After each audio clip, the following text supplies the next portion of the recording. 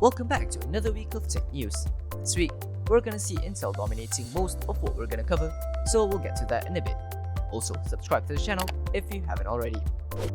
For starters, Intel has finally launched their new Intel 11th Gen Intel Core H series mobile processors. And while they have released the H35 series, that series is basically just a high-powered U series and will be outperformed by the new H series with up to 8 cores and 16 threads and a single and dual core turbo performance of up to 5.0 GHz.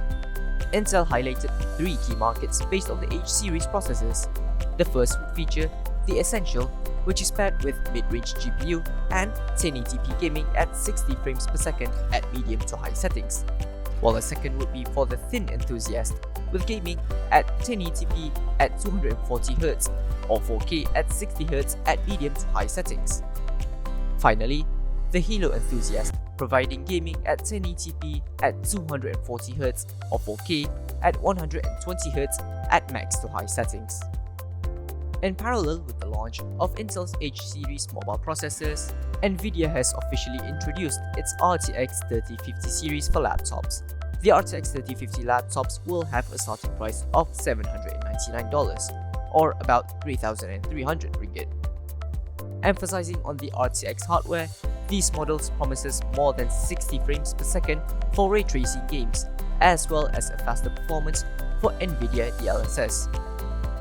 RTX 3050 Ti laptop GPU will feature 2,560 CUDA cores, 80 tensor cores, and 20 ray tracing cores. The non-Ti GPU will instead feature 2,048 CUDA cores, 64 tensor cores, and 16 ray tracing cores. And while both models are equipped with 4GB of GDDR6 memory across a 128-bit interface, the maximum boost clock range differs, with the maximum boost clock of RTX 3050 Ti being 1695 MHz and RTX 3050 going up to 1740 MHz. With all the buzz on the new 11th Gen H series mobile processors, new models would obviously be using these to their advantage. For starters, Lenovo will be refreshing their laptops with the mentioned processors, namely the Legion 7i, Legion 5i, and Legion 5i Pro gaming laptops. These laptops will also be powered by GeForce RTX laptop GPUs, including the latest nVidia GeForce RTX 3050 Ti and GeForce RTX 3050. The Legion 7i will start at a price of 1,770 or about 7,303 ringgit, while the Legion 5i Pro will start at a price of 1,330 or about 5,488 ringgit. The Legion 5i will start at a price of $970 or about 4,002 ringgit. These models are expected to be available on around June to July 2021. HP also wants a piece of this as well, and with their new Zbook G8 lineup, they will be collaborating with Intel to bring in the 11th Gen Intel Core H series and Intel Xeon W11000 mobile processors. Powered by nVidia's RTX laptop GPUs, the Zbook also features Z Central, HP's solution for creators to take advantage of remote access to workstation power. The Zbook G8 is expected to be available in select countries in July 2021, although the pricing has not yet been specified. On the 11th of May, ROG streamed a launch event called Unleash the Tiger Inside. The event announced new laptop releases, the first one being the ROG Zephyrus S17. This laptop is powered by 11th Gen Intel Core i9 11900H processor, yes, the same H processor we've talked about just now, as well as a nVidia GeForce RTX 3080 GPU. It can also support up to 3 NVMe SSDs and up to 48GB of DDR4 RAM. The ride doesn't stop there, as ROG Zephyrus M16 was also featured in the launch event. Powered by the same 11th Gen processor as the Zephyrus S17, this model can feature up to RTX 3070 GPU, as well as 2TB of PCIe 4.0 SSD and 48GB of DDR4 RAM. In addition, ROG has announced multiple laptops that will feature the new RTX 3050 and 3050 Ti GPU, which are the Flow X13, Strix G15 and G17, Zephyrus G15 and Zephyrus G14. Alright, let's move on to AMD now. It seems that on the Eurasian Economic Commission or EEC website, there's a new filing from ROG Europe.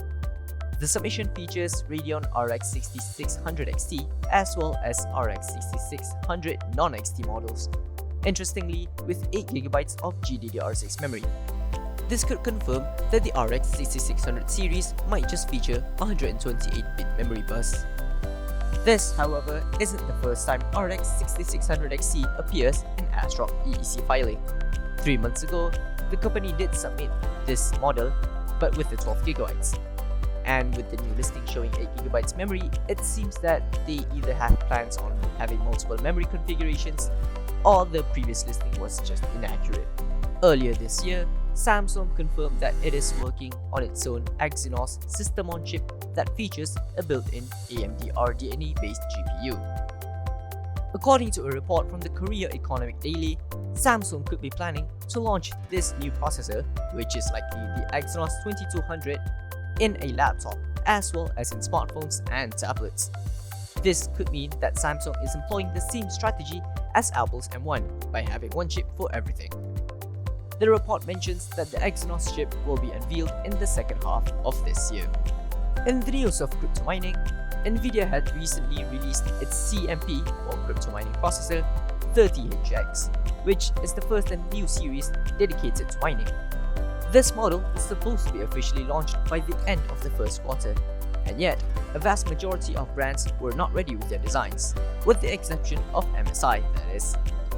MSI had just introduced two CMP 30HX models, both called Miner. Both cards are equipped with Turing TU116-100 GPU with 1408 CUDA cores and 6GB of GDDR6 memory. Although, the lack of outputs means that these cards cannot be used for gaming. And that's about it for this week's news. Leave a comment down below if you have any thoughts or opinions on any of these topics that we've talked about. If you've liked the video, be sure to leave a like and share this video to others as well. And again, reminding you to subscribe to our channel. You'll get notified to more content like this from us in the future. Also, take advantage of our weekly deals on PC hardware by following our other social media pages, links down below. And with that said, we'll see you next week for more compilation of weekly tech news. Until next time, take care everyone.